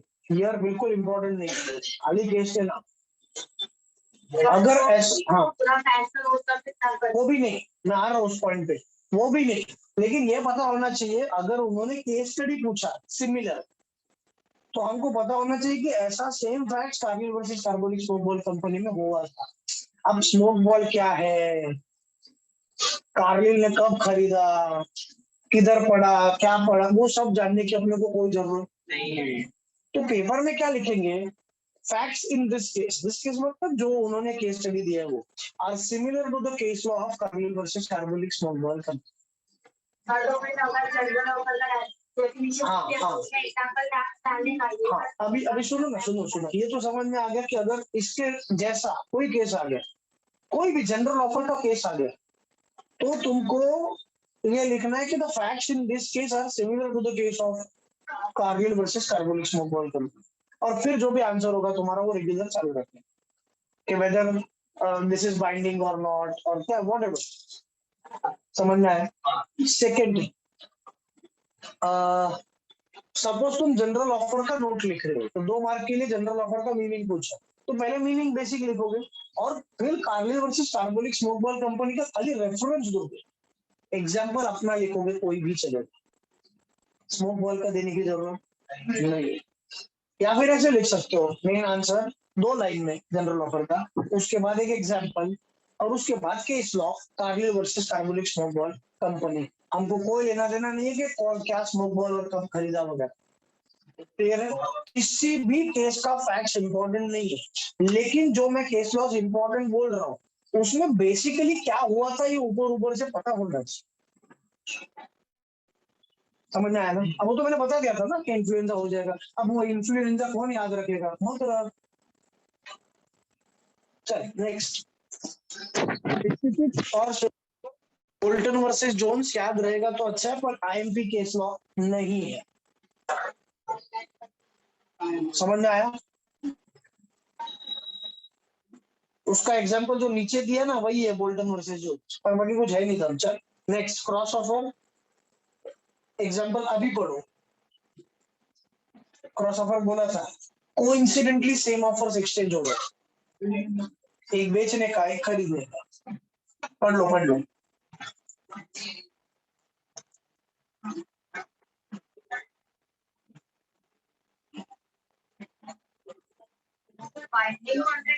हाँ, बाइंडिंग कॉन्ट्रैक्ट मतलब बांध दिया, मानना पड़ेगा। तो मैंने ऑफर दिया तुमको, तुमने एक्सेप्ट कर दिया, नाउ दिस ऑफर और this particular thing is binding on you as well as you, तो this is a binding contract. तुमको भी फॉलो करना पड़ेगा, मुझे भी फॉलो करना। बाइंडिंग इसका स्पेसिफिक का, क्रॉस का, there is no binding contract in such case because offer made by person cannot be construed as acceptance of another person's। दोनों लोगों ने एक ही चीज बोली, तो इसका मतलब ये नहीं समझा जाएगा कि एक्सेप्ट किया, यही माना जाएगा कि दोनों ऑफर है। मतलब देखना, दोनों हीरो हीरोइन ने दोनों ने एक दूसरे को मैरिज का प्रपोजल दिया, तो उसको एक्सेप्टेंस बोल ही नहीं सकते ना, दोनों ने। तो तुम ये नहीं बोल सकते कि किसी ने एक्सेप्ट किया, तो या तो फिर हीरो को या तो फिर हीरोइन को हाँ बोलना पड़ेगा, फिर एक्सेप्टेंस। या कोई भी कार के केस में भी तो कोई भी ऑफर बाइंडिंग कॉन्ट्रैक्ट नहीं है ना वो ऑफर है ही नहीं बाइंडिंग कॉन्ट्रैक्ट, एक्सेप्टेंस के बाद ही बाइंडिंग कॉन्ट्रैक्ट। करेक्ट। लेकिन कंफ्यूज होते हैं ना स्टूडेंट्स कि सर दोनों ने एक ही बात की ना, तो समझ लेते हैं कि एक्सेप्टेंस हुआ, नहीं इसलिए उन्होंने। Correct question. हाँ आगे बढ़, एग्जाम्पल पढ़ लो, इंपॉर्टेंट है।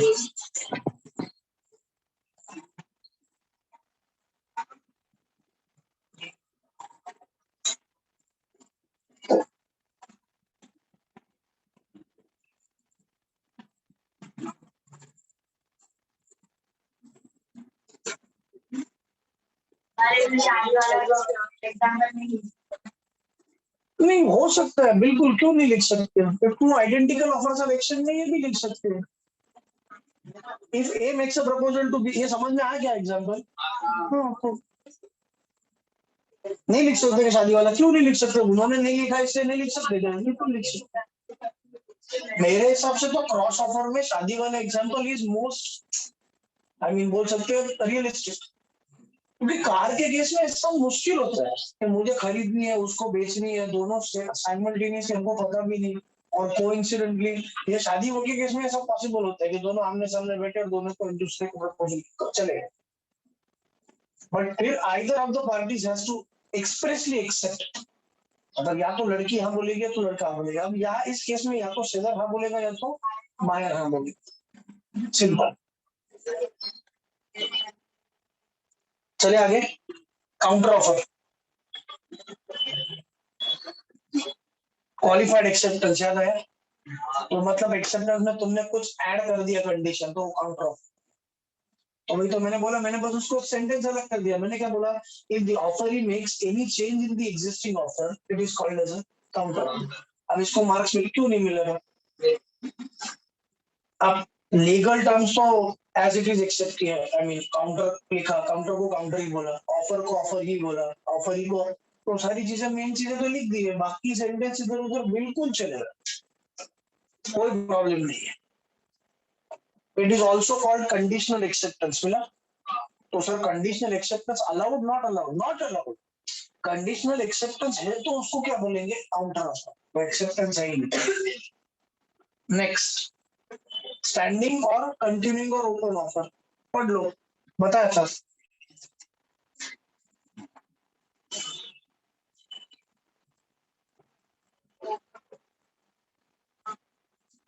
स्टैंडिंग और कंटिन्यूइंग और ओपन ऑफर, ठीक है? कैसे? हाँ, स्टैंडिंग और कंटिन्यूइंग में बोलना था जो आपने एग्जांपल दिया, offer valid for certain period of time. So renewal वाला जो एग्जांपल दिया, नहीं नहीं, वो तो लास्ट लेक्चर में बताया था मैंने, वो तो साइलेंस अमाउंट टू एक्सेप्टेंस है। यहाँ पे तो आज से वैलिड 30 सितंबर जब चाहे एक्सेप्ट। तो हर दिन सुबह उठ के मैं तेरे को वापस ऑफर नहीं दूंगा ना, आज से 30 सितंबर जब चाहे एक्सेप्ट। हाँ बोल, एक मिनट।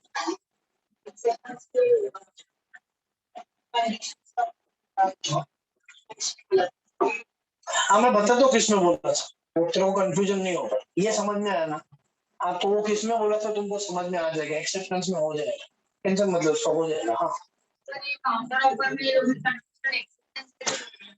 गलत बोला एक्चुअली, लेकिन देखना, अगर तुमने एक्सेप्ट किया लेकिन कुछ कंडीशन ऐड किया तो दैट इज नॉट अलाउड।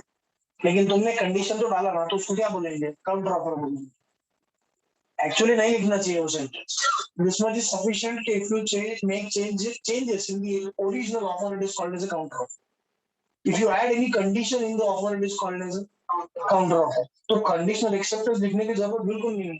लेकिन अगर पेपर में इंस्टीट्यूट ने सामने से पूछा कि कंडीशनल एक्सेप्टेंस, तो तुमको ये लिखने आना चाहिए कि ये क्या है? Counter offer. तो इट इज अलाउड और नॉट अलाउड? Not allowed. दिया है ना, एक्सेप्टेंस में मिल जाएगा तुमको।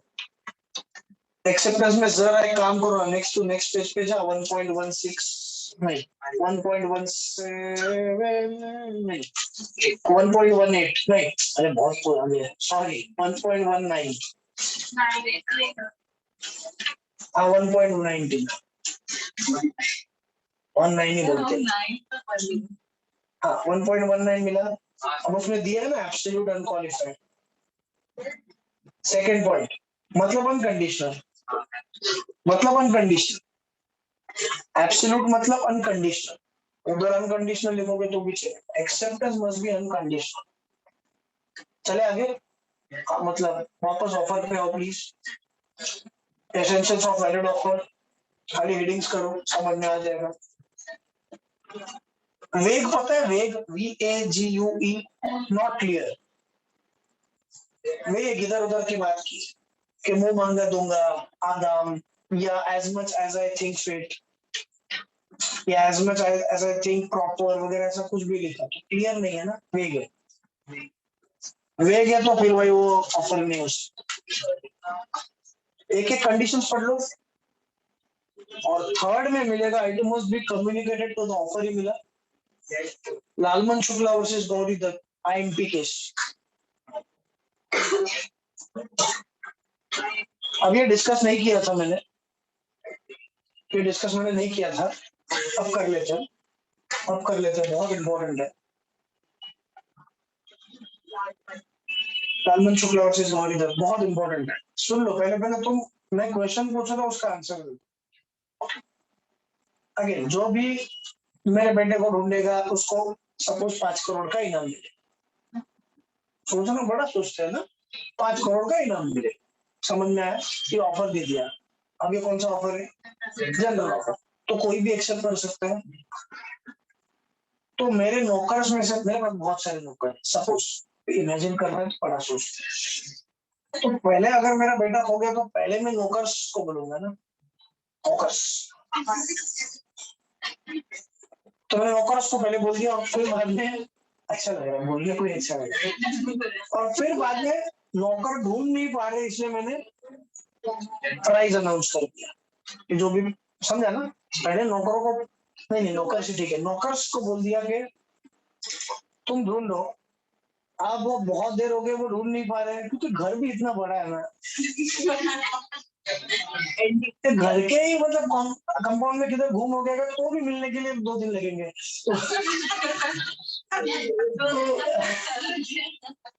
तो नौकर को मिल नहीं रहा बेचारों को, पर मैं टेंशन में आ गया। तो मैंने प्राइस अनाउंस कर दिया, और क्या फर्क पड़ता है 5 का भी, किसी को गरीब को मिल भी जाएंगे, प्राइस कर लेगा। तो 5 करोड़ का प्राइस अनाउंस किया, समझ में आया। अब इस प्राइस के बारे में मेरे डियर रामू काका, मतलब नौकर, उनको पता ही नहीं है। वो तो भाई सेठ जी का बेटा, मतलब छोटे मालिक हो गए इसलिए वो ढूंढ रहे हैं। समझ में आ रहा है? ओके। इस ऑफर के बारे में उसको आइडिया नहीं है, तो अब वो जो काम कर रहा है वो वॉलंटरीली काम कर रहा है देखा जाए, या मालिक के ऑर्डर से कर रहा है।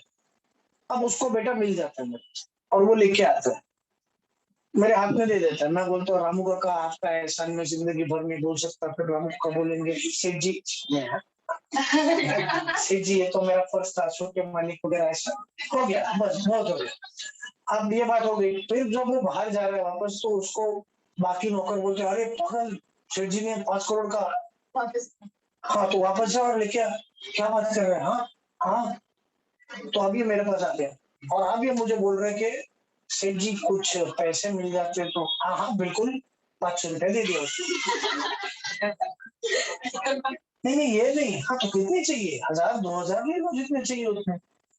5 करोड़ किस बात के?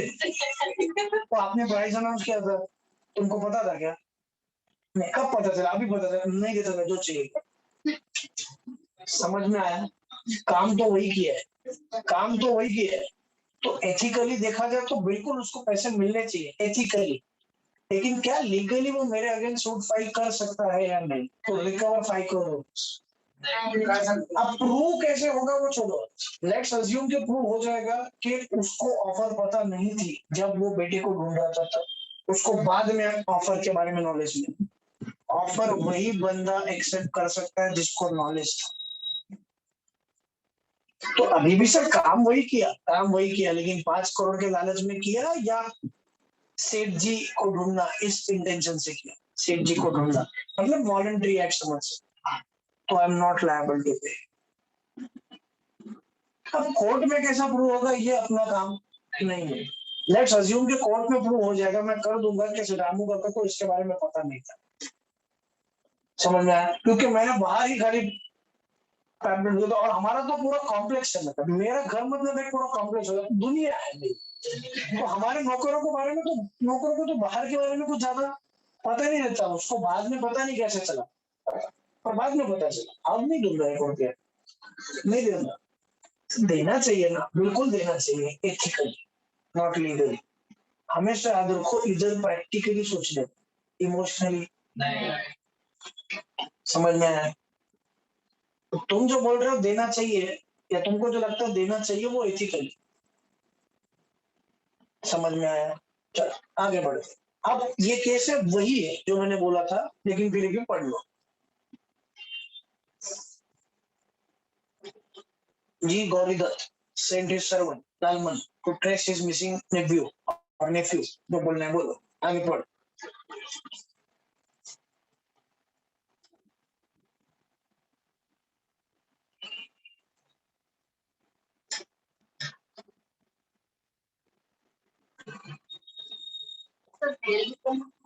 हम्म?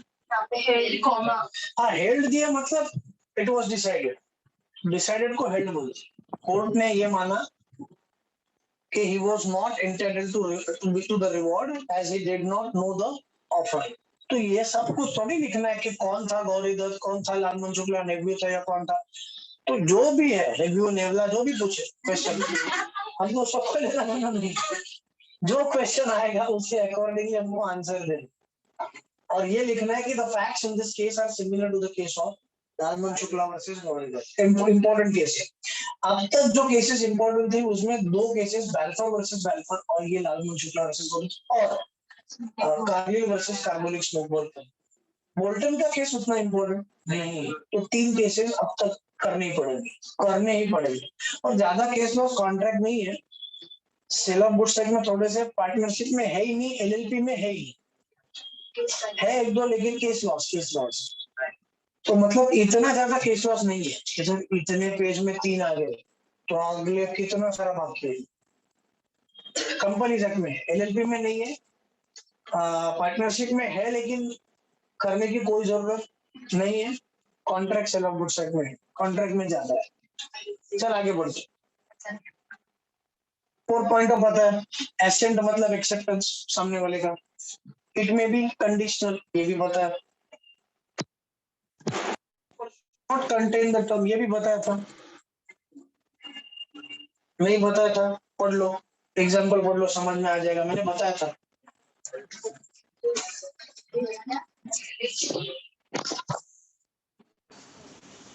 Offer should not contain a term the non-compliance of which would amount to acceptance। ऐसा ही है ना?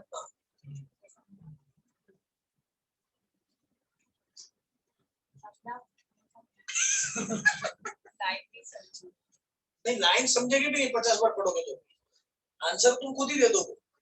7 दिन का टाइम दिया तुमको प्रॉपर्टी खरीदने के लिए, ऑफर दिया, तुमने 7 दिन तक रिप्लाई नहीं किया तो क्या समझूंगा मैं? हाँ या ना?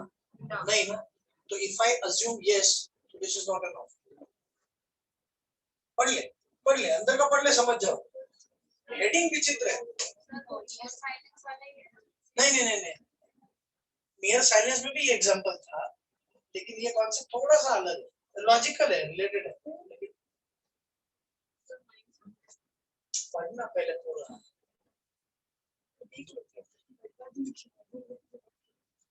Thus one cannot say if the acceptance is not communicated, मतलब 7 दिन में तुमने रिप्लाई नहीं किया, it would be considered as an accepted या allowed नहीं, वही तो बोल रहा। Thus one cannot say, I cannot assume, वही तो बोला ना मैंने, if she doesn't reply within 7 days, so what shall I assume? I can assume no, I cannot assume yes. You cannot consider it as accepted. You cannot consider it as the offer is accepted. I can assume that yes, it is not accepted. ये clear है? हाँ, पर अभी वो पढ़ना mobile phone का example पढ़ लिया ना, फालतू सा एग्जांपल है। चल आगे बढ़ते हैं। स्पेसिफिक और जनरल 5000 में तुम 50,000 लिखना मोबाइल का, थोड़ा अच्छा लिखना। लिखने में भी अच्छा लगता है ना, मेरे को राइट 50,000 का एंड्रॉइड मोबाइल थोड़ा अच्छा लगता है। क्या 5000 सीपीटी के बुक में 500 रुपया था, फाउंडेशन में फिर भी 5,000 किया। सीपीटी के बुक में 500 रुपया था। कौन सा फीस जमाने की बात है? एंड्रॉइड फोन मतलब कौन सा 40 साल पुरानी बात होगी कि 500 रुपया दे दिए। 500 रुपया था, औकात 50,000 लिखना, एटलीस्ट एक जीरो बढ़ा, 5 लाख मत करना, थोड़ा रियलिस्टिक होने के लिए तो 5 लाख के भी फोन होते हैं।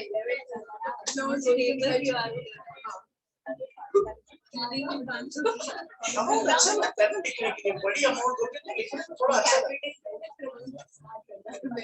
चल रहे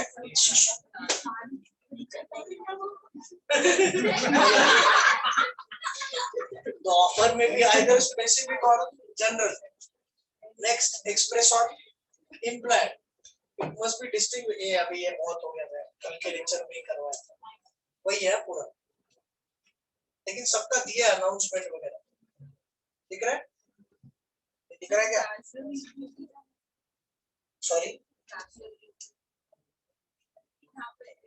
कैजुअल स्टेटमेंट, इक्विटी की जरूरत भी नहीं थी, कैजुअल स्टेटमेंट किया कि हम लोग आ रहे हैं, स्कूल एजुकेशन में भी हम लोग आ रहे हैं।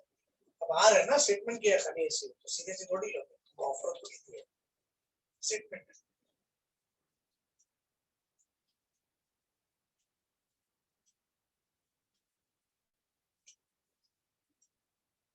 सिंपल सी चीज है ना, नीचे दिया है, अगर सीएस दोनों कोर्सेज कवर होते हैं, अगर सीएस का ये टाइम सर ने बैच नहीं दिया तो कोई वो बोर्ड देख के ये नहीं बोल सकता कि सर वहां पे सीएस दिया, आपने सीएस का बैच देना चाहिए, कंपल्सरी जरूरी नहीं दिया है, लेकिन ये टाइम नहीं देना है बैच, तो that board is not an offer, board is just an invitation to offer. समझ में आ रहा है ना? दिया ना बोर्ड का कवर सीएस दोनों कोर्स, तो एक सर अभी सबको ये सब सीएस का बैच सब कुछ नहीं, तो नहीं हुआ तो तुम ये नहीं बोल सकते सीएस का बैच रखना पड़ेगा, वहां पे तो बोर्ड है। अरे वो इनविटेशन टू ऑफर, वो देख के तुम अंदर जाके पूछो कि सीएस का बैच है या नहीं, आपको चाहिए।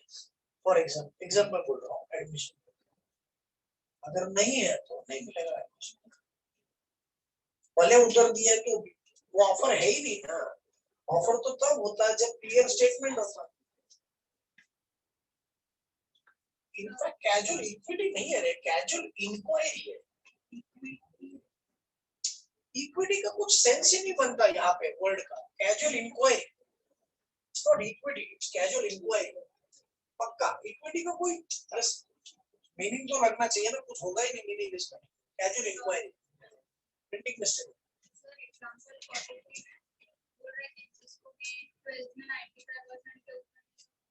उसको इनविटेशन टू ऑफर बोले।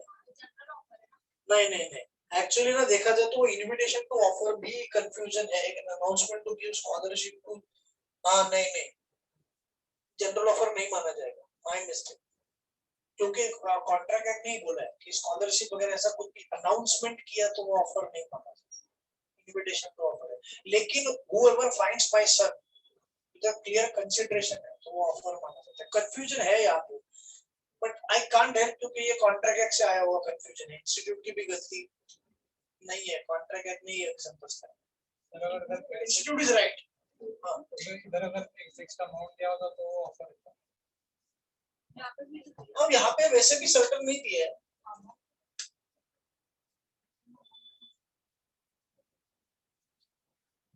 सिंपल समझो ना, अनाउंसमेंट वर्ड आया ना तो इनविटेशन टू ऑफर स्कॉलरशिप सबको नहीं मिलती ना, 95 प्लस जिसको भी आया उन सबको भी मिलना चाहिए, लेकिन अभी उन्होंने बोला है ना अनाउंसमेंट वर्ड आया तो नहीं आता, जैसे इसने बोला ना सेल का बोर्ड 40% ऑफ है तो सब देना चाहिए ना आपको, आप ही ने लिखा है, हमने थोड़ी लिखा है, आप ही ने लिखा है, तो आपको देना चाहिए, लेकिन कॉन्ट्रैक्ट एक्ट में बोला ना क्लियरली, तो नहीं अभी क्या कर सकते। तो मतलब ये इनविटेशन टू ऑफर तो मतलब जिसको नहीं वो जाएगा बोलेगा कि भाई क्वालिफाई करना, तो फिर शायद उसको मिल भी सकता है, लेकिन तो उसमें क्या होता है ना पता है, लॉटरी सिस्टम भी हो सकता है, उसमें वो कंडीशन अप्लाई वगैरह भी रहते हैं, तो इसीलिए इसको नहीं है। लेकिन एक ही चीज है, अब देख मेरा बेटा ढूंढेगा, जो भी बंदा ढूंढेगा वो एक ही होगा ना, 10 लोग थोड़ी मेरे बेटे को ढूंढेंगे, एक ही बंदा लेके आएगा। लेकिन यहाँ पे 95% में ऐसी चीज है ना कि एक नहीं बहुत सारे लोग लेके आएंगे, वो एन अनाउंसमेंट आ गया ना तो इसका मतलब समझ जाओगे, invitation to offer. Offer must be distinguished from an answer to a question. Wow, पढ़ लो. बहुत कुछ रामकथा सुना. खाली क्वेश्चन का आंसर दिया. Will you sell us bumper hall pen? अब ये bumper hall pen क्या रहता है मुझे नहीं पता. पता होने की जरूरत भी नहीं है. And telegraph lowest cash price. Telegraph मतलब मैसेज करना मतलब. Lowest cash price के बारे में.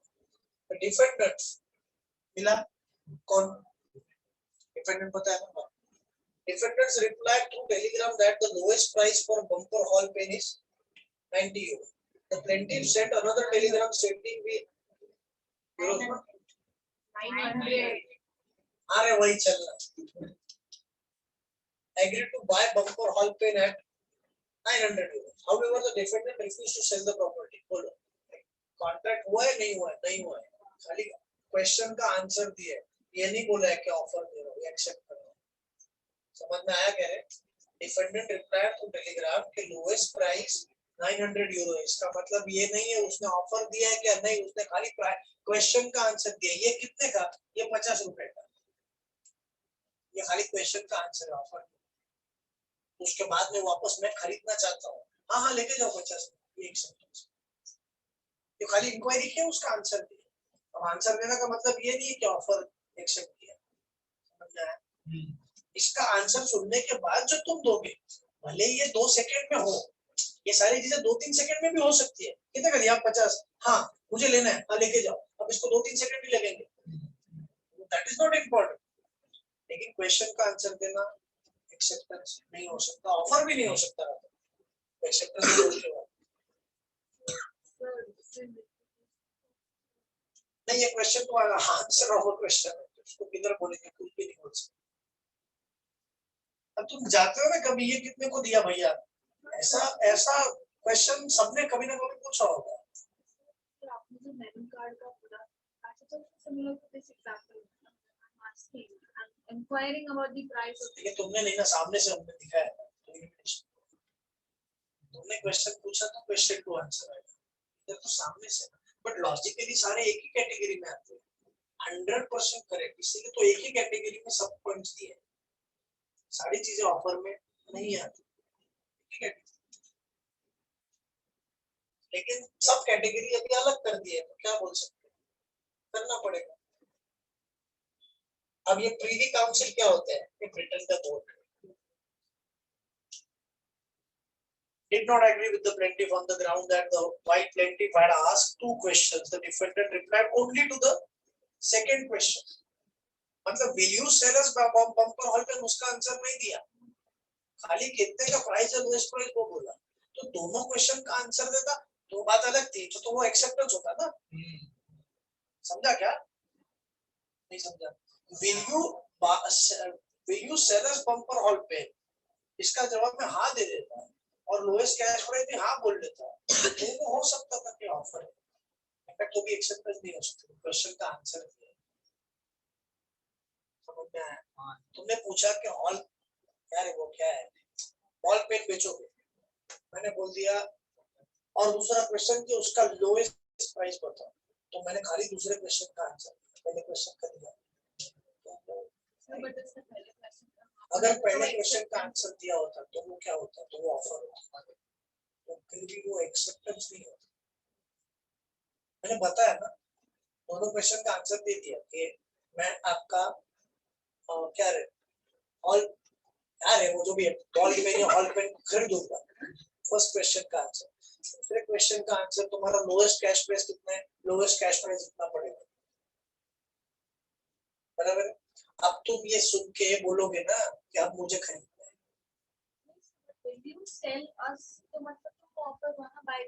बराबर है. लेकिन प्राइस क्लियर है क्या वहां पे? ये प्राइस बाद में क्लियर होगा ना. तो जब प्राइस क्लियर होगा उसके बाद होगा ना कॉन्ट्रैक्ट. पहले थोड़ी ना हो सकता. पहले तो अनसर्टेन है. और अगर ऐसा भी हो सकता है अगर मैं मांग लूं आपसे और ये भी मांग ली आपसे आप दोनों को हाँ बोल रहा मैं सेल करने के लिए रेडी हूँ. प्राइस अब मैं 900 में ले रही हूँ 1000 में लेने के लिए रेडी है.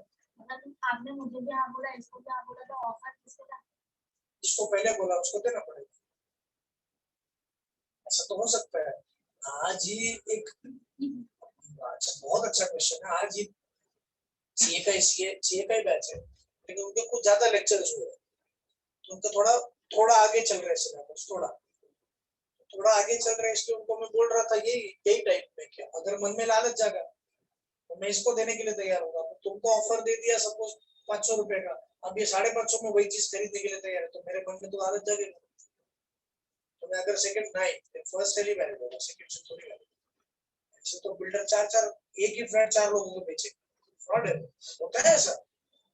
ऐसे हुए स्कैम्स, एक ही बिल्डर ने, मतलब एक बिल्डर ने अपने बिल्डिंग का एक फ्लैट 4 लोगों को बेचा। नॉर्मल हम लोग बेचते हैं उसमें ये पॉसिबल नहीं है, बिल्डर बेचे तो पॉसिबल होता है।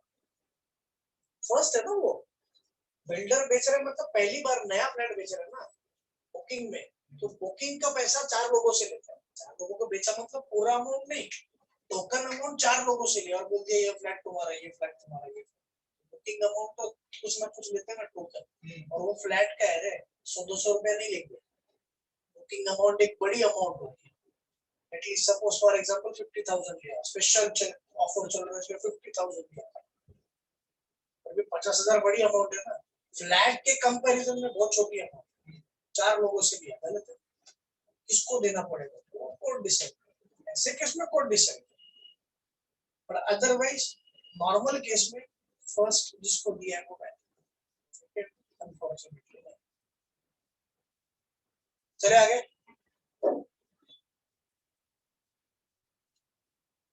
बहुत कंफ्यूजिंग पार्ट है। The above decision was followed with Mac Persons versus Aparna. Important नहीं है case, where the owner of the property had said that he would not accept less than 6,000 euros for it. The statement did not indicate any offer but indicated only भाई इसका तो मैं कम से कम 6,000 रुपया लूंगा, उससे ज्यादा उससे कम नहीं लूंगा। अब ये थोड़ी ऑफर है, सॉरी, हाँ ये थोड़ी एक्सेप्टेंस है, सॉरी, इंडिकेटर ओनली नहीं, ऑफर भी नहीं हो सकता। ऑफर तब होगा जब मैं तुमको बोलूं कि 6,000 में मैं बेचना चाहता हूँ, खरीदेगा। स्टेटमेंट ये है खाली 6,000 के नीचे तो मैं कभी ना बेचूं। तो ऐसे भी होता है, देख से फॉर एग्जांपल मुझे ऐसे टाइम पास में बात करनी है कि बाइक बेचनी है, तो सामने वाले ने बोल दिया नहीं इसका ना, ऐसा हुआ था डिस्कशन मैकेनिक के साथ, तो वो मैकेनिक बोल रहे नहीं तेरे, तो मेरा फ्रेंड भी है, तो उसने बोल दिया कि 15,000 आएगा। नहीं मैं तो 20,000 के नीचे ना दूं। अब 20,000 के नीचे ना दूं, इसका मतलब ये थोड़ी कि मैं बोल रहा हूँ कि 20,000 में बेच रहा हूँ। समझ में आ रहा है?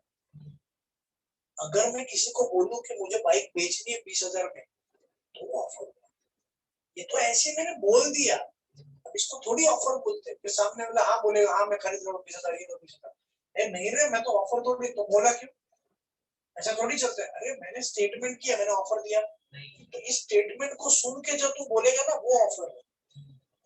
समझ में आया? तो मैंने ये बोल दिया कि मैं 20,000 के नीचे गाड़ी नहीं बेचूंगा, फिर तुम वो सुनोगे।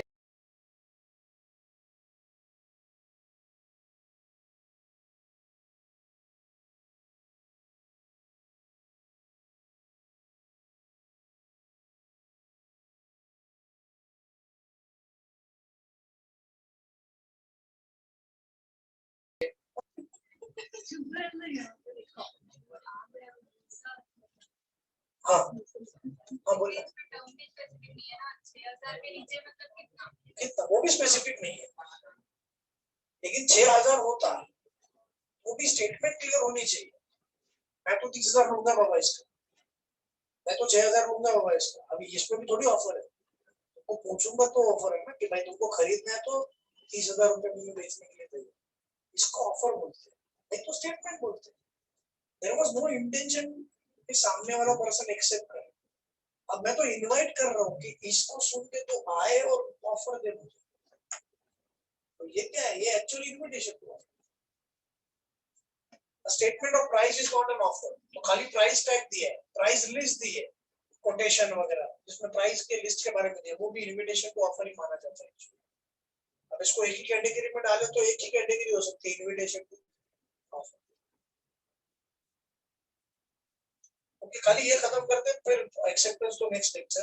यानी अच्छा एक चीज कार खरीदने जाते हैं, बाइक खरीदने जाते हैं तो 4-5 डीलर्स के पास जाके इंक्वायरी करते हैं, तो वो कोटेशन देता है, जरूरी नहीं वो वही प्राइस पे बेचे, उससे ज्यादा प्राइस भी हो सकती है, वो एक अंदाज से कोटेशन देता है। वो भले कितना भी शोर शॉट बोले कि भाई यही प्राइस होगी, तो भी वो इन्विटेशन को ऑफर, वो ऑफर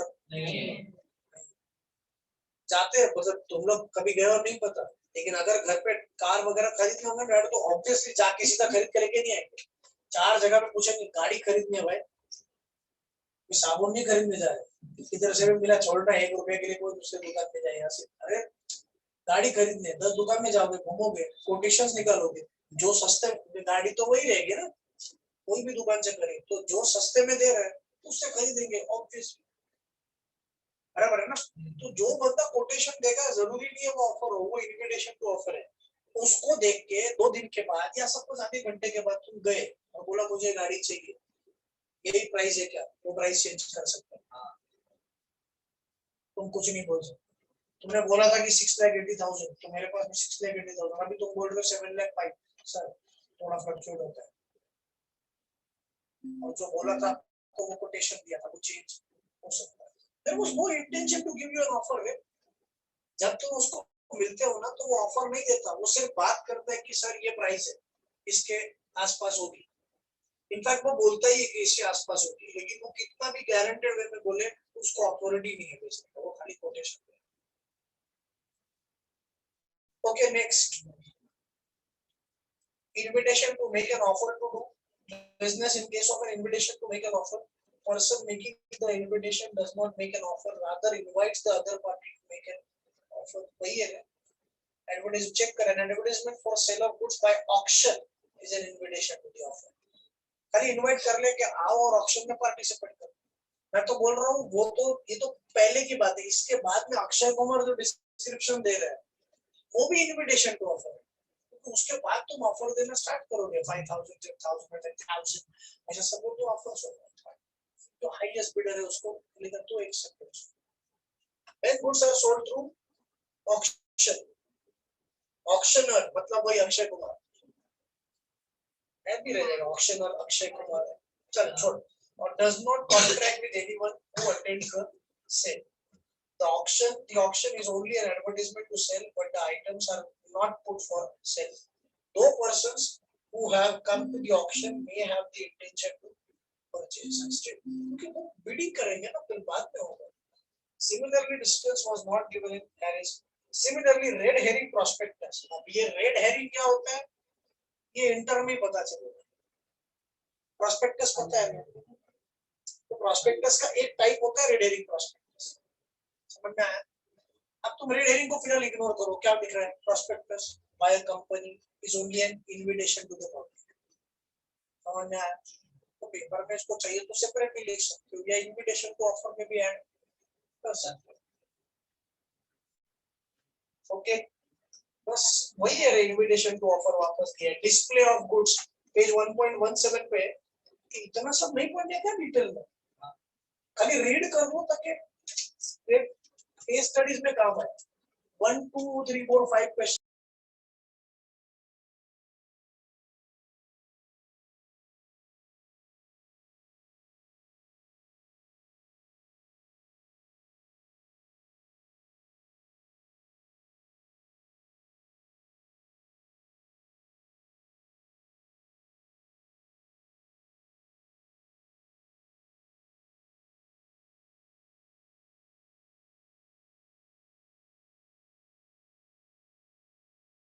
देख, बंद कर। अरे माफ अरे वो वही है।